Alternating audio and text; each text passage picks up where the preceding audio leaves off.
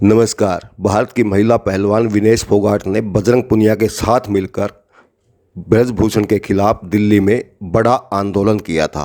विनेश फोगाट ने ब्रजभूषण पर छेड़छाड़ के आरोप लगाए थे। इनमें से एक मामले में ब्रजभूषण बरी हो चुका है और कुछ मामले कोर्ट में विचाराधीन हैं। अपने ऊपर लगे आंदोलन और धरने अपने खिलाफ हुए धरने के बाद ब्रजभूषण पहली बार विनेश फोगाट के गढ़ झज्जर में पहुंचे। वहां अपने ऊपर लगे आरोपों को लेकर बिना नाम लिए विनेश फोगाट और बजरंग पुनिया पर कुछ इस प्रकार से निशाना साधा। जिस समय मेरे ऊपर आरोप लगा था, मैंने कहा था इसीलिए तो नगर नगर बदनाम हो गए मेरे आंसू। ऐ चाचा बाबू,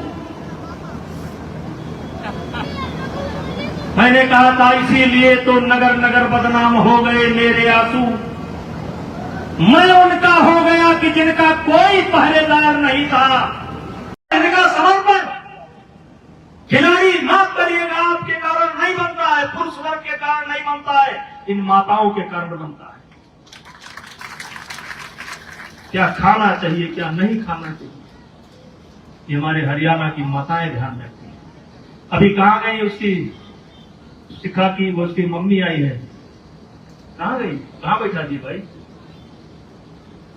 अब देखिए, ये भी अपनी एक बेटी को पहलवानी करा रहे हैं। देखिए देखिए, पहलवानी करा रहे हैं, तो ये पहुंच जाती है चाहे जहां। और केवल यही नहीं पहुंचती है, कई ऐसी माताएं जो पहुंच जाती है। नेताजी नेताजी, बताइए बताइए, हमारी नातिन खेल रही है, जरा ध्यान रखिए। अब खेल करके निकलती है, क्या खाएगी, क्या पिएगी, ग्लूकोज चाहिए कि प्रोटीन चाहिए कि बादाम चाहिए कि दही चाहिए, ये हमारी माताएं ख्याल करती हैं, ये माताएं रखती हैं। और मुझे गर्व है, ये मत समझिए मैं हरियाणा में आया हूं तब कह रहा हूं, हरियाणा में आया हूं, दुनिया के कई देशों में जाने का मौका मिला है। जिस तरीके से हरियाणा की ये माताएं अपने बच्चों के प्रति समर्पित है, ऐसा कम से कम हिंदुस्तान में किसी प्रांत में नहीं, किसी प्रांत में। और लोग एडमिशन करा दिए, भूल गए, नाम लिखा दिए, भूल गए। मेरा बच्चा, बैठिए, मेरा बच्चा क्या करता है, क्या नहीं करता है, भूल गए। और उसका परिणाम आज हमें देखने को मिलता है। आज तमाम माताएं बहनें हमारे सामने बैठी है।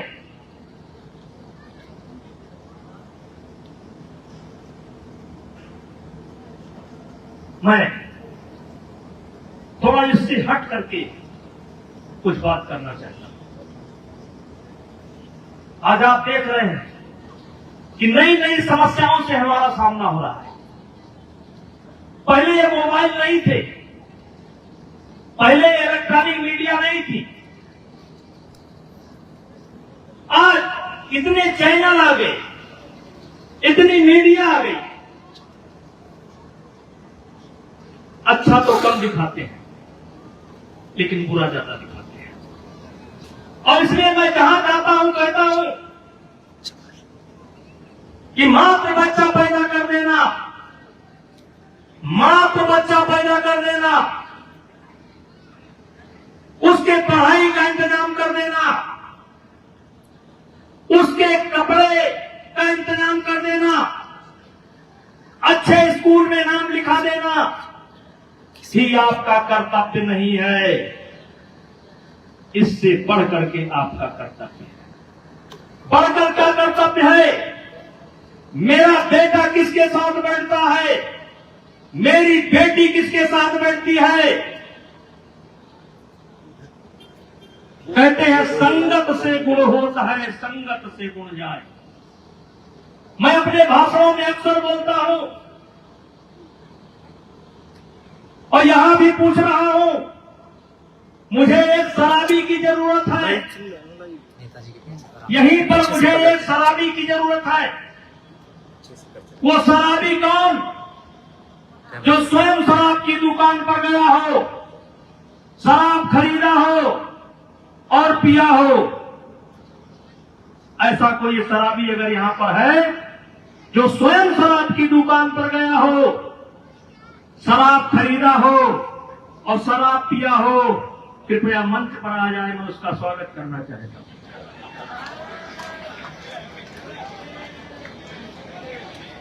नहीं मिलेगा, नहीं मिलेगा। मेरी शर्त है जो स्वयं शराब की दुकान पर गया हो, स्वयं। इसलिए मेरे भाइयों, मैं कहना चाहता हूं, दुनिया के या हमारे देश के किसी भी शराबी ने जब शराब को पहली बार ओठ पर लगाया होगा तो वो शराब किसी रिश्तेदार ने या किसी दोस्त ने ही वो गिलास देने का काम किया होगा। इसलिए मात्र एडमिशन करा देना, मात्र सुविधा दे देना ही आपका कर्तव्य नहीं है। हम लोग राजनीति के क्षेत्र में हैं। पहले इस प्रकार की समस्याएं नहीं आती थी, आज समस्याएं आती हैं। क्या समस्याएं आती हैं? नेताजी, थोड़ी देर के लिए मैं अकेले आपसे बात करना चाहता हूं। अरे भाई बताओ क्या बात है? नहीं, हम नहीं बता सकते, अकेले बात करेंगे। और जब अकेले हो जाते हैं तो कहते हैं छोटी वाली बेटी पढ़ने गई थी, लौट कर नहीं आई, पता लगा किसी के मोटरसाइकिल पर बैठकर चली गई। नेताजी बहुत परेशान है। तो भाइयों, मैं कहना चाहता हूं, आज आप अक्सर घरों में देखते होंगे, हमने अपनी बेटियों को फोन दे दिया, अपने बेटों को फोन दे दिया। फोन आता है, बेटी मां के पास है, तुरंत छत पर चली जाती है। अरे मेरी माताओं बहनों, किस रिश्तेदार का फोन आया कि आपकी बेटी आपके सामने नहीं बात कर सकती, आपकी बेटी भाभी के सामने नहीं बात कर सकती, आपकी बेटी चाची के सामने नहीं बात कर सकती। किस महाशय का फोन है? आपके कान तो उसी दिन खड़े हो जाने चाहिए जब बेटी के मोबाइल पर फोन आता है और बेटी अकेले में चली जाती है। और इसीलिए मैं कहता हूं, किससे मन की बात कहूं मैं, सुनने को तैयार कौन है, फुर्सत किसको कितनी है, लगे हुए सब अपने अपने, सबको अपनी अपनी है, बनकर मूक मेघ सा कब तक बोलो वज्राघात सहूं, मैं किससे मन की बात कहूं। इसलिए मेरे भैया, खुद सुधरो जग सुधरा, खुद सुधरो जग सुधरा। अपना परिवार बचा लो, समझो संसार बच जाएगा। अगर आपका परिवार बिगड़ गया तो समझो संसार बिगड़ गया। और मैं ज्यादा कुछ नहीं बोलना चाहता, लेकिन इतना कहना चाहता हूं, इसका बहुत स्वागत किया आपने, बहुत अच्छी बात है। ये स्वागत नहीं है, ध्यान रखना, ये स्वागत नहीं है, क्योंकि स्वागत को हमें चुनौती के रूप में लेना पड़ेगा। ये जो स्वागत है, ये तुम्हारे लिए चुनौती है। इतने लोगों की उम्मीद तुमसे जुड़ गई, इसलिए तुमको अपनी समीक्षा खुद करना पड़ेगा। जाना कहां है, रास्ता क्या है, जरूरत क्या है। ये समाज तुम्हारी जरूरत को पूरा कर सकता है। कि जितने लोगों ने वादा किया तुम्हारी जरूरत को पूरा कर सकते हैं, लेकिन सफर तुम्हें खुद तय करना पड़ेगा। और इसलिए ये स्वागत नहीं है, तुम्हारे लिए चुनौती है। मैं बैठे बैठे सोच रहा था, अब इस लड़की की जिम्मेदारी बढ़ जाती है, बहुत बढ़ जाती है। मैं आपको आश्वासन देना चाहता हूं, जिस समय मेरे ऊपर आरोप लगा था, मैंने कहा था इसीलिए तो नगर नगर बदनाम हो गए मेरे आंसू। अरे चाचा बाबू, मैंने कहा था इसीलिए तो नगर नगर बदनाम हो गए मेरे आंसू। मैं उनका हो गया कि जिनका कोई पहरेदार नहीं था, इसीलिए तो नगर नगर बदनाम हो गए मेरे आंसू। मैं उनका हो गया कि जिनका कोई पहरेदार नहीं था। बदलो भी आलोचक कैसे करते दर्द पुरस्कृत मेरा, मैंने जो कुछ गाया उसमें करुणा था सिंगार नहीं।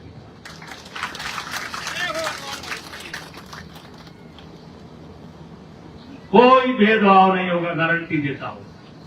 और हरियाणा के किसी बच्चे के साथ भेदभाव नहीं होगा। योगेश्वर दत्त पहलवान आपका हाथ पकड़ करके गारंटी देता हूं, किसी बच्चे के साथ भेदभाव नहीं हो सकता। जात के नाम पर, प्रांत के नाम पर, धर्म के नाम पर, भाषा के नाम पर कोई भेदभाव नहीं हो सकता। इसलिए जो अच्छे बच्चे हैं तो खूब प्रैक्टिस करें, खूब प्रैक्टिस करें।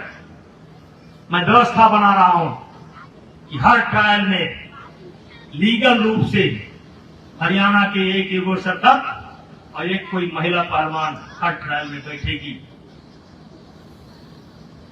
और अधिकार के साथ बैठेगी।